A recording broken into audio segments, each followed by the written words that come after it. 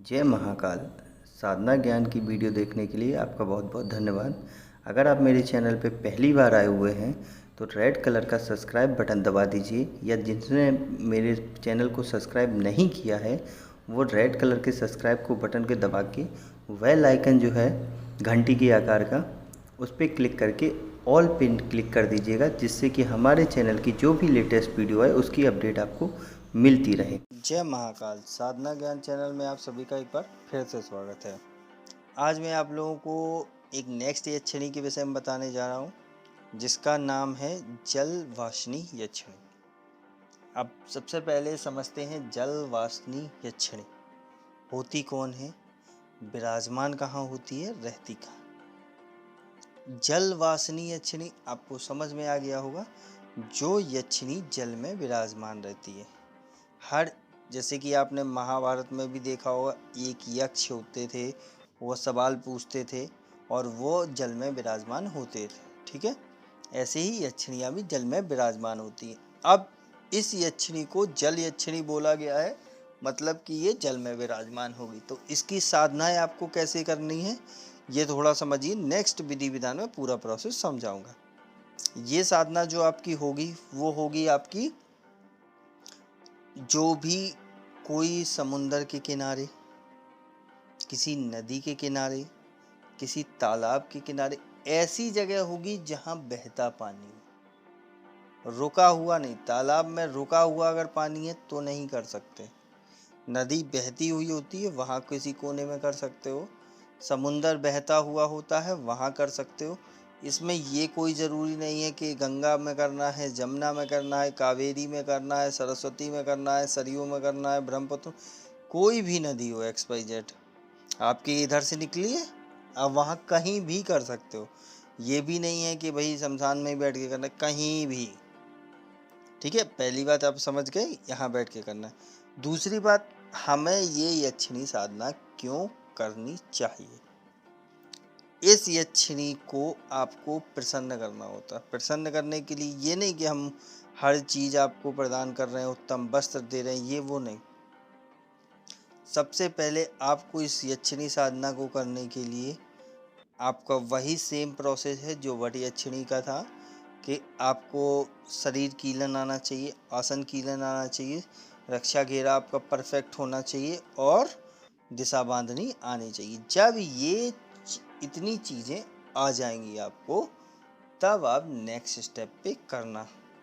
Next step क्या, गुप्त विधि विधान अब होगा आपका, उसके बाद गुरु अनुमति लेना, तब ये करना। मैं नहीं कहता मुझसे ही लो, कहीं से भी साथ ना लो, लेकिन पूरे विधि विधान के साथ लेना। अब इसके बाद, अब ये 2 स्टेप आपको समझ में आ गया, तीसरा स्टेप भी आ गया कि आपको कहाँ बैठ के करनी है। चौथा स्टेप समझो कि ये यक्षिणी करती क्या है, हमें करनी क्यों चाहिए, रीज़न भी तो समझो। कि ऐसे ही हवा में कोई बता रहा है जल यक्षिणी कर लो, हाँ भैया कर ली, लेकिन करनी क्यों चाहिए ये तो नहीं पता ना। ये मैं बताता हूँ। इस यक्षिणी साधना से आपको बेनिफिट क्या है। सबसे पहला, जो नॉर्मल सभी यक्षिणी में होता है वो होता है आपका, अगर आप संकल्प लेते हैं दरिद्रता दूर करने का, तो दरिद्रता दूर हो जाती है, आपके घर में पैसे की संबंधित समस्या खत्म हो जाती है। दूसरी बात, आपका ये बेनिफिट होता है, इसका जो बेसिक है, कि ये आपको जो भी समुंदर में, जो भी नदियों में गड़ा हुआ होता है, धन, पैसा, चांदी, सोना, जेवरात, बहुत सी अमूल रत्न, ये सब आपको प्रदान करती हैं। देवी हैं भाई, और उसकी रानी है तो प्रदान तो करेंगी ही आपको। बट इसमें भी एक कंडीशन है।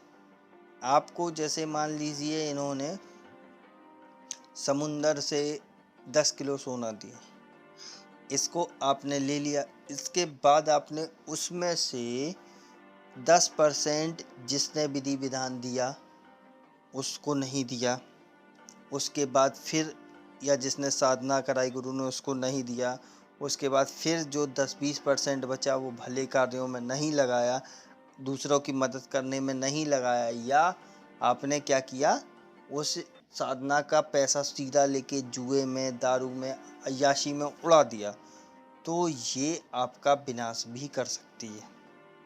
कोई भी यक्षिणी हो, यक्षिणी से जो भी पैसा बनता है, ये बात याद रखना, यक्षिणी आपको हर कुछ देने की सक्षम होती है। अगर आप उस नियम को चलते हैं तो जीवन में कभी दुखी नहीं रह सकते। आपको हमेशा एक सिम्टम्स पकड़ के चलना है कि जितना भी हम कमा रहे हैं इस यक्षिणी के माध्यम से, 10% जो गुरु है, जिसने ये साधना की अनुमति दी है या जिसने विधि विधान दिया, 10% उसका, वो अपना, उसका प्रॉब्लम है, वो कहाँ लगाता है, भले कार्यों में लगा रहा है कहाँ, क्योंकि वो उसको पे करना है, क्योंकि वो यक्षिणी उसके माध्यम से आपके पास आई है ना। अपना भार आपने उतार दिया उसके सिर पे। ठीक। दूसरा प्रोसेस क्या हुआ कि अब बचा थोड़ा भार, वो आपको 10% आपको यहाँ वहाँ धार्मिक कार्यों में, जैसे भंडारा करवा दिया, किसी को कपड़े लेके दे दिए, कहीं कोई घर में हवन करवा दिया, ऐसे करके बाकी का बचा 80%, वो आपका, उसको आप घर में खर्चा करो, घर बनवाओ, आराम से बच्चों को पढ़ाओ, बच्चों के भविष्य को देखो, अपना लग्जरी लाइफ जियो। लेकिन वो काम नहीं कर सकते कि आप उस पैसे से मांस मदिरा खा रहे हो, दारू पी रहे हो और जुआ सट्टा लॉटरी खेल रहे हो ना, तो वो विनाश आपका हो जाएगा। आप अपने यूज़ के लिए करो ना, राजा के तरीके आप जियो, लेकिन ये सब काम नहीं कर सकते।